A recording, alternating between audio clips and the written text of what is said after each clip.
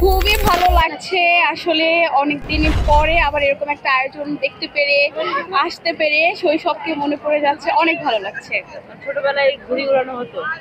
আহ, খুব বেশি একটা হয়েছে যে তা না, আবার যে একদমই উড়ায়নি তা না। দেখা গেছে যে যখন ডিসেম্বর আসতো, ছুটি হতো, তো মাঝে মাঝে এরকম বন্ধুদের সাথে একসাথে ছাদে এরকম এনজয় করা হতো, ঘুড়ি উড়ানো হতো একসাথে সবাই মিলে, কারটা কত উপরে ওঠে, কে কার ঘুড়িটা কাটতে পারে, এসব খুবই মজার মজার স্মৃতি দেখা গেছে যে মনে পড়ে গেল আবার নতুন করে।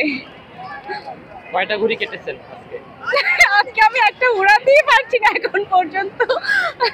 এতদিন পরে আমি আসলে ভুলেই গেছি যে কিভাবে ধরতে হয় আর কিভাবে উড়াতে হয়। আসলে এত বছর পরে এটা আসলে একটা অনেক বছরের জার্নি, যে এত বছর আমাদের গ্রাম বাংলার বা আমাদের শৈশবের এরকম একটা স্মৃতি, এরকম একটা খেলা যেটা আসলে প্রায় নাই বললেই চলে, যেটা এত বছর পরে আসলে এসে আমি ভুলেই গেছি কিভাবে আসলে খেলতাম বা কিভাবে উড়াতাম।